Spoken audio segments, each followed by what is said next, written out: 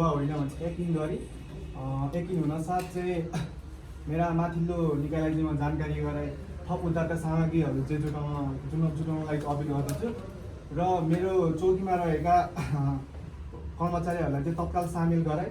चौकीमा रहेका चाहिँ उद्धार सामग्रीहरू के कस्ता छन् तिनीहरूलाई जुटाइ बाढी पहिरोमा चाहिँ चपेट रहेको क्षेत्रमा गई चाहिँ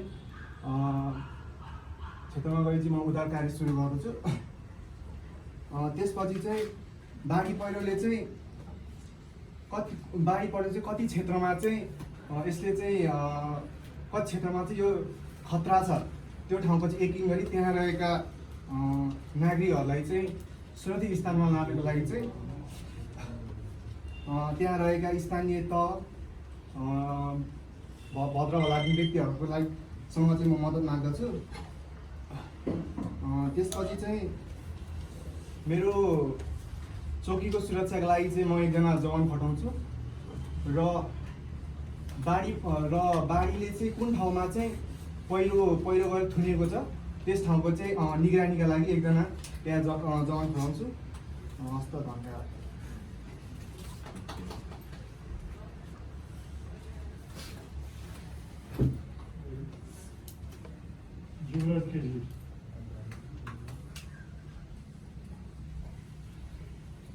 सबैजना नमस्कार।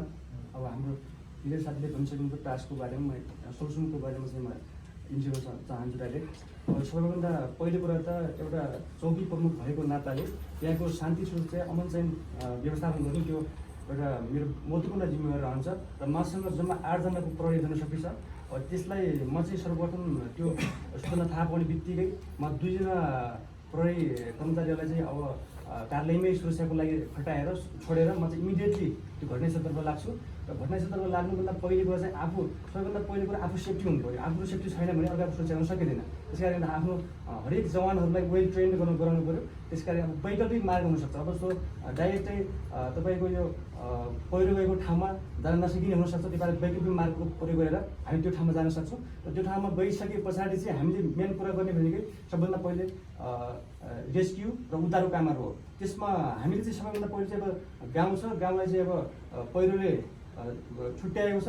त्यो भने चाहिँ अब त्यो पहिरोको मुनिका घरहरूलाई हामी चाहिँ सबैभन्दा पहिले चाहिँ त्यो ठाउँ छोड्नको लागि आग्रह गर्छौँ र आग्रह गरिसके पछाडि हाम्रो टोलीले चाहिँ इमिडिएटली काम गर्न सुरु गर्छ र प्रत्येक समयमा चाहिँ हामीले आफ्नो त माथिल्लो कार्यालयलाई समन्वय गर्नुपर्ने हुन्छ। त्यहाँ गरेका हरेक गतिविधिहरू के छन् कस्तो छन् त्यो चाहिँ समन्वय गर्नु पऱ्यो। त्यस पछाडि चाहिँ अब हामीले विभिन्न खालका चाहिँ गाउँहरूमा हाम्रो समाजमा चाहिँ विभिन्न खालका चाहिँ नागरिक समाज, रेड क्रस, त्यस पछाडि चाहिँ संस्थाहरू हुन्छन्, त्यसको मद्दत दिन सकिन्छ र चाहिँ अब हामीले कुनै मृत शरीर भेटेपछि पनि हामीले शनाख्तको लागि हर कदम प्रयास गर्नुपर्छ र चाहिँ अब त्यो बाटो खोल्नको लागि चाहिँ हामी डोजरहरू अन्य खालका चाहिँ सामग्रीहरूको प्रयोग गर्न सक्छौँ र त्यस पछाडि चाहिँ हामीले एउटा इमिडिएट कमान्डर भएको हिसाबले चाहिँ त्यहाँ गर्नुपर्ने हरेक कुराहरू एकदमै दत्तचित्त भएर र आफ्नो व्यावसायिक सङ्गठनको लागि मात्र नभएर एउटा मानवताको हिसाबले पनि त्यहाँ आफ्नो जिम्मेवारी निर्वाह गर्नुपर्ने हुन्छ र त्यस अर्थमा चाहिँ नि आफ्नो व्यावसायिक एउटा आफ्नो चाहिँ व्यक्तिगत स्वार्थको लागि मात्र नभएर चाहिँ सम्पूर्ण व्यक्ति नेपाल प्रहरीको काम भनेकै त्यो व्यक्ति जनताको ज्यान रक्षाको सुरक्षा गर्नु।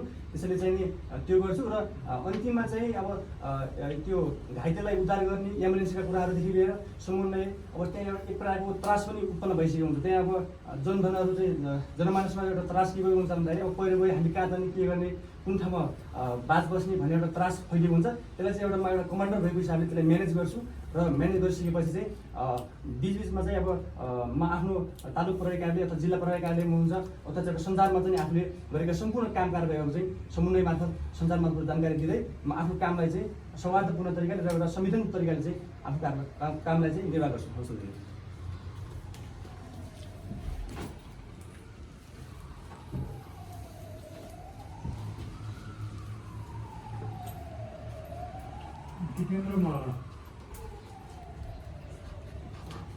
सबै साथीहरू नमस्कार। अब नदी पहिरो गएर नदी थुनिएपछि 2वटा गाउँ नै जोखिममा परिसकेको अवस्थामा पाँचवटा घर नै बगाएर केही घाइते तथा मानिसहरू बेपत्ता पनि भइरहेको कन्डिसनमा म त्यहाँको इन्चार्जको नाताले सर्वप्रथम त मेरो मार्फत भएका कर्मचारीलाई एकीकृत गरेर सानो ब्रिफिङ गर्नेछु, जस अन्तर्गत त्यसमा कार्यविभाजन गर्नेछु। कार्यविभाजन गर्दाखेरि 2 जना कर्मचारीहरूलाई कार्यालयको सुरक्षा तथा समन्वयको लागि छुट्याउनेछु, किनभने कार्यालयमा हात हतियार तथा महत्त्वपूर्ण कागज प्रमाणहरू रहेकाले त्यसको सुरक्षाको लागि। र बाँकी 2 जनालाई अब गाउँभरि पहिरो गएर मानिसहरू त्रास भएको अवस्थामा चोरीको समस्या, लुटपाटको समस्या हुने हुनाले त्यसलाई सुरक्षित गर्नको लागि तथा मानिसहरूलाई सुरक्षित स्थानमा पठाउनको लागि माइकिङ गर्नको लागि 2 जना पठाउने र बाँकी 4 जना लिएर म चाहिँ तत्कालै आफूसँग भएका सरसामान लिएर उद्धारमा लाग्ने। जस अन्तर्गत उद्धार गर्दाखेरि पहिलो मेरो प्राथमिकता चाहिँ घाइतेहरूलाई उद्धार गर्ने र उद्धार गरिएका मानिसहरूलाई सुरक्षित ठाउँमा लाने नै हुन्छ। अब त्यसको लागि माथिल्लो निकायलाई तत्कालै खबर गरी त्यहाँको कन्डिसनको मूल्याङ्कन गरी चाहिने स्रोत साधनहरू तत्काल थप स्रोत साधनहरूको माग गर्ने र त्यहाँ उद्धारको क्रममा त्यहाँको स्थानीय युथ क्लबहरू अनि त्यहाँको स्थानीय प्रतिनिधिहरूसँग समन्वय गरी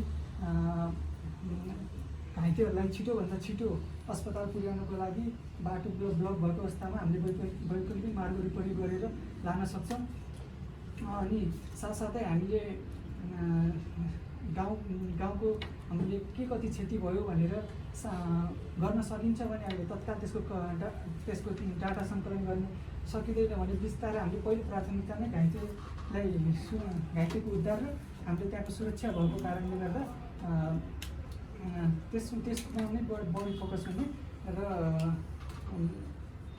त्यसपछि चाहिँ हामीले तिनीहरूलाई विस्थापित परिवारहरूको लागि खाना बस्ने व्यवस्थाको लागि चाहिँ त्यहाँको स्थानीय प्रतिनिधिहरूसँग नै समन्वय गरेर त्यो कार्य अगाडि बढाउन सकिन्छ। धन्यवाद।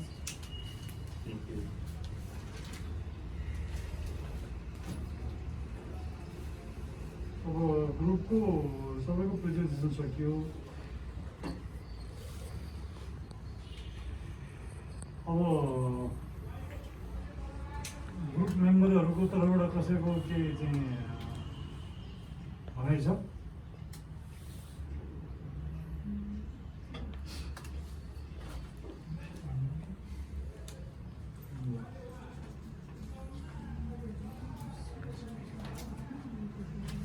यो सम्बन्धमा म आफ्नो अब्जर्भेसन चाहिँ कमर्सले गरिदिनु चाहन्छु।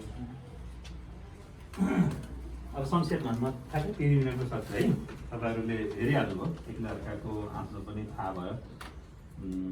यो अभ्यासले चाहिँ पक्कै पनि समयको व्यवस्थापनको कुरा। यहाँ के थियो भने तपाईँहरू ट्रेन मान्छे होइन, त्यसैले यो घटनामा के हुनुपर्छ भनेर मैले तपाईँलाई भनिरहनु परेन कि त्यसमा समय खर्च नगरौँ। सबै कुरा यहाँले कभर गर्नुभयो। लगभग सबैले प्रहरी जनशक्तिको बाँडफाँडको कुरा गर्नुभयो। लगभग सबैले घटना बुझ्नुभयो। माथि पनि कभर गर्नुपर्छ भन्ने पनि, रिपोर्ट गर्नुपर्छ भन्ने पनि यहाँले छुट्याउनु भएन। कोअर्डिनेसनको कुरा पनि छुट्याउनु भएन सबै जसोले। त्यसपछि अब गर्ने काममा त्यो तलमाथि त्यसले समस्या पारेन। समस्या कहाँ हो भने अब जो यहाँ बोल्न आउनुहुन्थ्यो उहाँहरूले टिपोट लिएर आउनुपर्छ। किनकि तपाईँ यत्तिकै आउनुभयो भने त तपाईँलाई त 8-10वटा कुराहरू याद हुँदैन है। यहाँ आउँदाखेरि आफ्नो प्लान लिएर आउनुपर्छ। पहिले सुरुमै बाहिर नै यहाँले के गरिदिनु भयो भनेदेखि एकजना मान्छे, नाम नभन, एकजना मान्छे मात्रै बोल्नु भएको थियो लगभग आधा समय पुरै। अर्कोले के भन्न खोजिरहेको छ थाहै पाइएन। त्यहाँ टाइम किल भयो। तपाईँको 10 मिनट टाइम दिएको थियो। 10 मिनटमा 5 मिनट जति एउटा मात्रै मान्छे बोल्यो भने त अर्कोले के गर्ने के गर्ने। अब उसको बोलेपछि उसमा सुन्नु पऱ्यो। उसले प्लान पनि बनाउनु पाएन, आफ्नो योजना पनि बनाउनु पाएन नि त। त्यसैले के भयो, इन्डिभिजुअल लस भयो। यहाँ आएर त 3 मिनट बोल्नु छ, जबकि उसले अर्को साथीको मात्रै सुनिरहेको छ। उसले आफ्नो बारेमा केही सोध्नै पाएन है। त्यसैले टाइम म्यानेजमेन्टमा बडो ख्याल गर्नुपर्छ। हामीले अघि नै भनेको थियौँ, टाइम ओभरसुट गर्नु हुँदैन। अनि त्यहाँ के गर्नु पर्थ्यो, 10 जना हुनुहुन्थ्यो, यहाँहरू 11 जना। 11 जनाले नै 30 सेकेन्ड बोल्ने मौका पाएको भए त्यहाँ, अथवा 20 सेकेन्ड 30 सेकेन्डको दरले दुई तिनवटा कुरा नै भन्ने हो। एउटा वाक्य मात्रै भन्ने हो नि त। त्यहाँ त एकदम लम्बा चौडा कहानी भन्नु पर्दैन नि। यो सुरुको स्टोरी पढ्न तपाईँलाई मात्रै 2 मिनटले पुग्थ्यो। होइन यो स्टोरी पढ्नलाई सबैले पढिसकेपछि त्यो स्टोरी बुझिहाल्नु हो पहिरो गएको छ गाउँ विभाजित भएको छ अनि गर्नुपर्ने काम हो त्यो भन्ने थाहा भइहाल्यो प्रहरी कति छ भनेको थाहा भइहाल्यो होइन अनि यहाँ भएको कुरा आफूलाई चाहिने कुराहरू यहाँले त्यो आफ्नो कापीमा नोट गर्नुभएपछि पहिरो गएको छ 8 जना प्रहरी छ यस्तो कुरा जे तपाईँलाई चाहिने फ्याक्ट हो नि त्यो फ्याक्ट चाहिँ आफ्नो कपीमा नोट गर्नुभएको भए अब यो चाहिएन नि होइन त्यसपछि त अनि त्यही विषयमा कुरा गर्ने त हो नि त्यसैले तर फेरि मेरो के भनाइ छ भने तपाईँहरू स्मार्ट हुनुहुन्छ राम्रो हुनुहुन्छ तुलनात्मक रूपमा यति धेरै कुरा गर्न पनि सक्दैनन् धेरै मान्छेहरू बोल्न पनि सक्दैनन् तपाईँले त्यही 10 मिनटलाई पनि राम्रै युटिलाइज गर्नुभएको छ रह्यो के भने कोही भद्र मान्छे हुन्छ उसले नियम पालन गर्छ कोही के हुन्छ भनेदेखि त्यो नियमको स्मार्ट त हुन्छ तर नियमको पालन गर्दैन कि स्मार्ट हुनु मात्रै ठुलो कुरा होइन ठुलो कुरा के हो नियमभित्र चल्नु चाहिँ ठुलो कुरा हो त्यसैले के कसले मार खान्छ त्यस्तो बेला भन्दाखेरि जो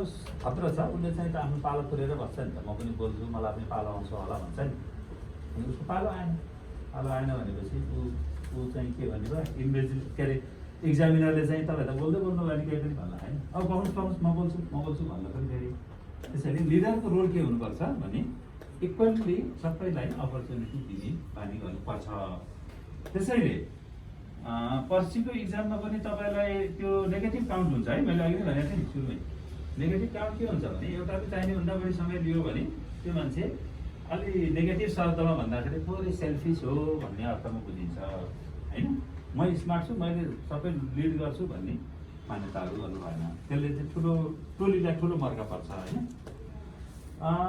रह्यो कुरा सरले त्यहाँ टाइम पनि काउन्ट गर्नुभएको थियो ठिक छ यहाँले छोटो कसैले 1 मिनट प्लस केही सेकेन्ड कसैले 2 मिनट मात्रै बोल्नुभयो केही छैन तर पनि भयो के भने जस्तै लिडर कमान्डर जो सुरुमा बोल्नु भएको थियो उहाँले सिनियरियो मात्रै राम्रोसँग बुझाइदिनु भएको भए पनि अरूलाई सजिलो हुन्थ्यो जस्तै सुन्ने मान्छेले त के लाग्छ भनेर सबै उहाँहरूको हातमा चाहिँ गर्न होला त्यसैले जुन अडियन्स छ अडियन्सलाई के भन्नु पर्यो कमान्डरको रोल चाहिँ कमान्डरले सबै सिनियरियो राम्रोसँग बुझाइदिने त्यसपछि बाँकी साथीहरूले आफ्नो प्लान बताउनुहुन्छ होइन हाम्रो छोटकरी प्लान यो छ भनेर कमान्डरले अरूले भन्दा 10 मिनट के अरे 10 सेकेन्ड 30 सेकेन्ड टाइम बढी लिएर बरु केही मिल्दैन होइन त्यसैले अरू मान्छेले पनि त भन्छ नि त त्यही कुरा भन्छ नि त त्यसले कमान्डरको रोल के हो मेन सिचुएसन राम्रोसँग बुझाइदिने त्यसपछि इन्डिभिजुअललाई अनि अलिकति इन्करेज गर्ने भनौँ न केही कुराहरू गर्नलाई जागरुक बनाउने त हो कमान्डरको रोल थ्याङ्क यू अब म यसमा थोरै एड गर्छु किनभने हाम्रो अर्को ग्रुप बाँकी छ फेरि है अर्को ग्रुपबाट पनि सिकिन्छ केही कुराहरू पढेर जानिन्छ कि पढेर जानिन्छ भन्ने कुरो लागु हुन्छ होइन हो अब पढेर कति जानियो अब अहिले चाहिँ हामीले प्र्याक्टिस गरेर पढेर कति जानियो त्यो कुरा चाहिँ जाने अब सेकेन्ड ग्रुपलाई चाहिँ अब त्यसले अलिकति सहयोग पुग्न सक्छ त्यहाँ भएका कमी कमजोरी चाहिँ बुझेर फेरि योभन्दा राम्रो गर्ने चाहिँ कुराहरू चाहिँ बुझ्न सकिन्छ अब बाहिरको चाहिँ कमजोरी के रहेको थियो भने सरले भन्नुभयो आधा समय चाहिँ एउटा मात्रै खाइदियो है त्यो रिडिङ क्यापेसिटी त्यहाँ देखिया हो तर त्यो ओभरसुट भयो होइन लिडरले के गर्यो भने सबैलाई चाहिँ अब प्यासिभ बनाइदियो अरू मान्छे प्यासिभ भयो लिडर मात्रै एक्टिभ भयो त्यहाँ चाहिँ त्यो एक्टिभ हुने कुराहरूमा चाहिँ के भयो भने अलिकति नेगेटिभली गयो त्यो कुरा गर्ने होइन त्यति बढी एक्टिभ हुने होइन एक्टिभ त हुने लिडिङमा पनि पोजिसनमा पनि देखिने तर मोर एक्टिभ भएर चाहिँ अरू साथीहरूलाई चाहिँ फेरि अब एकदम प्यासिभ हुने अवस्थामा चाहिँ पुर्याइदिने चाहिँ होइन अनि कोही चाहिँ के भएको थियो भने अब सुन्नमा मात्रै बढी इन्ट्रेस्ट गर्ने आफ्नो कुरो राख्न चाहिँ इन्ट्रेस्टै नगर्ने मतलब नगर्ने अथवा एकदम ब्याकवर्ड त्यसलाई भन्छ ब्याकवर्ड त्यो पनि नेगेटिभ हो फेरि राम्रो भएन त्यहाँ सेयरिङका कुराहरू चाहिँ अब हामीले 10 मिनट टाइम दिएका छौँ भने 12 जना टाइम छ त्यहाँ छ भने एउटालाई 30-40 सेकेन्ड टाइम त्यहाँ मजाले पुग्थ्यो 30-40 सेकेन्डमा कति बोल्न सकिन्छ बोल्न आफूलाई आएको कुरा बोल्न सकिन्छ भनेपछि चाहिँ अघिपछि टाइमर राखेर 40 सेकेन्डमा कति बोल्छु भनेर चाहिँ विचार गरौँ 40 सेकेन्डमा कति बोलिन्छ होइन 40 सेकेन्डमा धेरै कुरो बोलिन्छ है त्यसरी त्यो कुरा चाहिँ ख्याल गर्नु आफूले पनि बोल्नु पऱ्यो अरू साथीलाई पनि टाइम चाहिँ दिनु पऱ्यो, बोल्ने चाहिँ टाइममा चाहिँ दिनु पऱ्यो। अनि टाइम म्यानेजमेन्टको कुरा चाहिँ यहाँ सरले गर्नुभयो, हामीले 3 मिनट टाइम दिएका छौँ भने 3 मिनट टाइम चाहिँ सफिसियन्ट टाइम हो र त्यो 3 मिनट टाइम चाहिँ के गर्नुपर्छ, पुरै अकुपाई गर्नुपर्छ। त्यो 1 मिनट टाइममा चाहिँ 1.5 मिनट टाइममा मेरो कुरो सकियो भनेर चाहिँ हिँड्ने होइन, होइन। त्यो टाइम पुरा चाहिँ आफूले लिनुपर्छ। अब टाइम पुरा लिनको लागि चाहिँ के हो भनेदेखि अघि चाहिँ बाहिरबाट नि यहाँ भनिएको छ कि सिचुएसन बुझाइएको छ एउटा कुरा, सिचुएसन पछाडि चाहिँ सबभन्दा लास्टमा चाहिँ के कुरा खोजिएको छ भनेर यहाँ सोधिएको छ। त्यो खोजेको कुरो चाहिँ यहाँ के अरे पोइन्टेड रूपमा कोही पनि गएन। खोजेको कुरा के हो भनेदेखि यस अवस्थामा तपाईँले आफ्नो जनशक्तिको प्रयोग कसरी गर्नुहुन्छ, उपयोग कसरी गर्नुहुन्छ, स्थानीय प्रशासन र गाउँपालिका निकायसँग समन्वय कसरी गर्नुहुन्छ, सुरक्षा के कसरी गर्नुहुन्छ। सुरक्षा भन्ने बित्तिकै के कुराको सुरक्षा हुन्छ त्यहाँ, अनि उद्धार के कसरी व्यवस्थापन गर्नुहुन्छ भनेर यहाँ पोइन्ट गरेर सोधिएको छ। हो, यस्तो अवस्थामा मैले जनशक्तिको प्रयोग यसरी गर्छु, उपयोग यसरी गर्छु, गाउँपालिकासँग अथवा स्थानीय प्रशासनमा मेरो समन्वय यो ढङ्गले हुन्छ, यो कुरामा समन्वय हुन्छ, होइन। अनि सुरक्षा यो कुराको गर्नुपर्ने अवस्था चाहिँ छ, त्यसलाई यो यस्तो ढङ्गले गर्छु, अनि उद्धार यसरी गर्छु भनेर भनियो भनेदेखि यहाँ 3 मिनट टाइम चाहिँ नपुग हुन्छ। 3 मिनट टाइम चाहिँ यहाँ नपुग हुन्छ। पोइन्टले यसलाई चाहिँ हेर्ने हो भने, किनभने सुरक्षाको कुरा गर्दा गर्दै सुरक्षा के कुराको सुरक्षा हुन्छ, उद्धार के को उद्धार गर्नु पऱ्यो, समन्वय गाउँपालिकासँग कोसँग हुन्छ, गाउँपालिकासँग मात्र समन्वय हुन्छ कि समन्वय भनेको त्यहाँ अरू केसँग हुनुहुन्छ, होइन। स्थानीय प्रशासन भनिएको छ यहाँ, स्थानीय प्रशासन भनेको के हो, गाउँपालिका भनेको के हो, एउटै हो कि फरक हो, कसरी गरिन्छ समन्वय, होइन।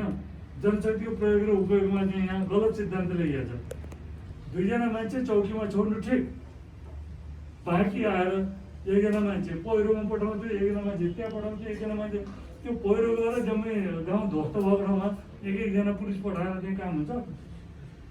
त्यही त समन्वयकारी भूमिका पो निर्वाह गर्ने त। त्यो जम्मा रहेको 6 जना पुलिसले 6 ठाउँमा बाँडेर त्यो अनि त्यहाँ त्यो पुलिसको काम के आउँछ, कसरी गर्न सक्छ?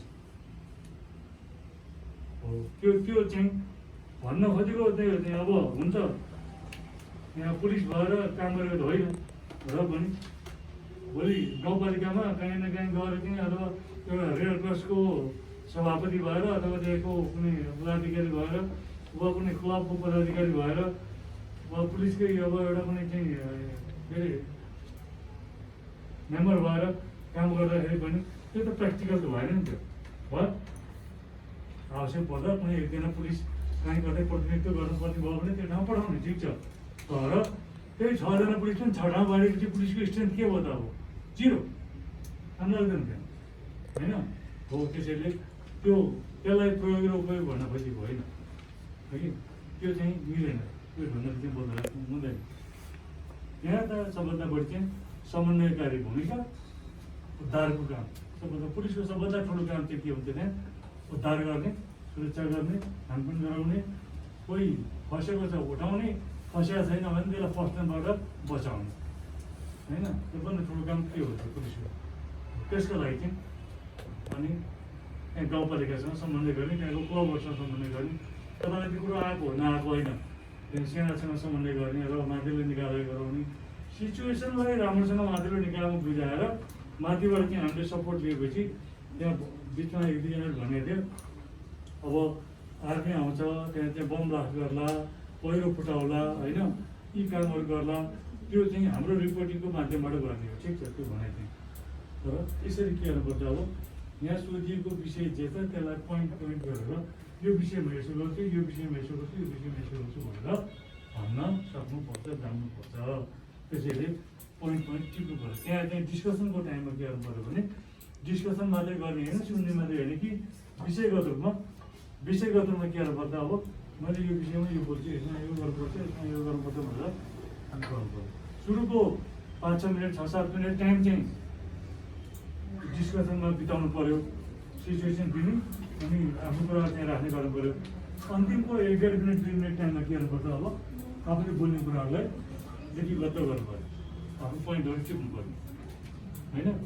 मेमोरी हाम्रो सबैको त्यस्तो हुन त जम्मै विषय चाहिँ मैले यहाँ आएर उभिएर बोल्छु भनेर चाहिँ अब छोड्छ। अब यहाँ हाम्रो जिम्मेवारी के हो भने सकेसम्म आफूले राम्रो प्रस्तुति गर्ने हो होइन। अब राम्रो पक्ष चाहिँ मैले के देखेको छु भनेदेखि सबैको कन्फिडेन्स लेभल राम्रो छ होइन। भोइस लाउड एन्ड क्लियर छ, एकजनाको अलिकति कमजोर छ, अलिकति लो लेभलको छ, नभएदेखि सबैको भोइस लेभल राम्रो छ, लाउड एन्ड क्लियर छ होइन। अब विषय कन्टेन्टको बारेमा चाहिँ सम्भव गर्दा सबैलाई चाहिँ ल्याउनु सकेको छैन।